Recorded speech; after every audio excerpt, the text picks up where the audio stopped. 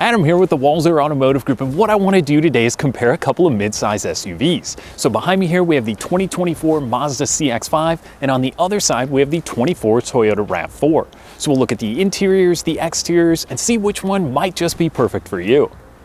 So let's start by looking at the 24 Toyota RAV4. Now the one we have here today is the XSE with the hybrid powertrain. Now what that means is you're going to increase your fuel economy quite a bit with the hybrids. Whether that's in the city, in the highway, it will be a little bit better. Now from there, this one is going to be pretty sporty on the exterior. This dark gray with the black trim that runs throughout, as well as the black 18-inch wheels, and then again up onto the black roofline.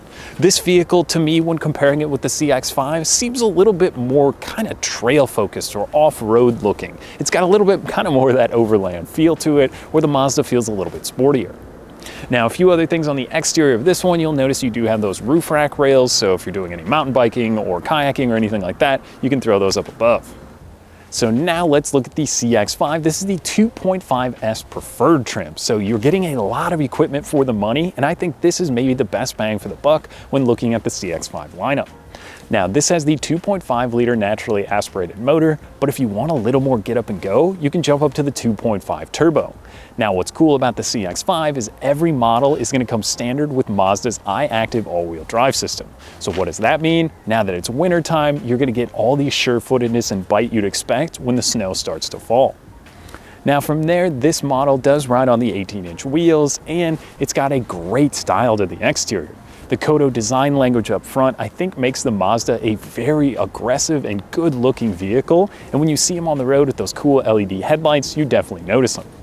Now as far as cargo space is concerned, this one has these cool little handles in the back, and it's a 40-20-40 split rear seat. So what that means is you can fold down whether it's the skis or if you're hauling stuff around. It makes it very convenient to bring people or stuff with you when you're on the go. So let's hop over to the Toyota RAV4, we'll check out that interior.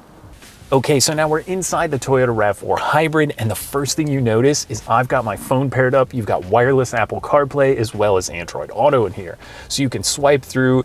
The icons are huge. It makes it very simple to keep your focus on the road ahead. You're not messing with your phone. You just click the icons or use the voice control on the steering wheel, and it makes it very simple. Now you also have a great digital gauge cluster in here. So that's going to show you all of your pertinent information. There's adaptive cruise control as well as a lane departure warning system. This has blind spot monitoring as well. So there's a ton of safety to keep you and your family safe while you're in the vehicle. Now from there, these seats are actually super comfortable. It's not a real leather, it's kind of a leatherette, but they are going to be heated for the driver and the passenger. And on my side, I also have a power seat here. Now one thing, the cup holder situation in here, these are very deep. There's a lot of storage, and you've got USBs as well, and a great little place to put your phone down here. Also, one thing I did like, the dual zone climate control in here is very nice, so the driver and the passenger can select their own temperatures, and they kept the volume knob up on the radio, which is very convenient. Now, how about the back seats? That's going to have USB plugs back there, and as well, you have a decent amount of room.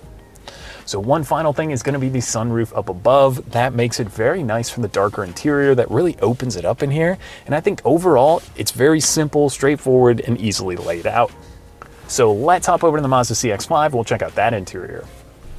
All right, so now we're behind the wheel of the Mazda CX-5. Again, this is the 2.5S preferred trim. So for the money, you're getting a ton of equipment in here. This one also is gonna have the Apple CarPlay as well as Android Auto, and there's a little controller down here, or you can use this as a touchscreen. It's very quick and responsive, and I love how good it looks. The backup camera in this one is crystal clear as well, and it just gives you a slim line, so it's not super distracting like a large screen. I love how that infotainment is laid out. Now these seats are super comfortable. They're also going to be heated in the 2.5S trim. As you go up through the trim levels, you can also add the ventilated or air-conditioned seats as well as a heated steering wheel, which is a really great winter feature. Now up above, I've got the sunroof in this package, and with kind of the lighter or parchment interior, it absolutely opens it up in here for you and the rear passengers. Now, speaking of the rear passengers, there is going to be a USB plug for them in the armrest in the back with cup holders. So if you've got the kids back there, they can keep their devices charged up and everyone's going to be happy. Now, as far as our gauge cluster is concerned, Mazda did a great job of not overcomplicating anything. You've got your adaptive cruise control, you've got your trip settings in there, and that's about it. It's just the pertinent information that you need, and it's not going to be distracting you when you're out on the road. So a few other things in here, we've got the dual zone climate control, and I love just the niceness of the interior, if that makes sense. The brushed aluminum that runs through the dash and the gauges and the vents and everything just flows so well. The style in here is gorgeous, and the ride and drive is very smooth and comfortable. And you gotta think 95% of the time, what is it? Is it you in the car? Is it the family in the car? Do you like how the car rides or drives? Is the fuel economy great? I mean, there's a lot of things to consider, and I think the Mazda CX-5 does them all very well, as does the Toyota RAV4. But I think if you're in the market for a midsize or crossover SUV, you gotta get out, take either one of them for a spin, and see what you think. So that was just a brief look at both the Mazda CX-5 and the Toyota RAV4. Now, if you'd like more information or to schedule a test drive for yourself, you can visit us online at walzer.com or stop by any of our locations. We'd be happy to help you out. Thanks for watching.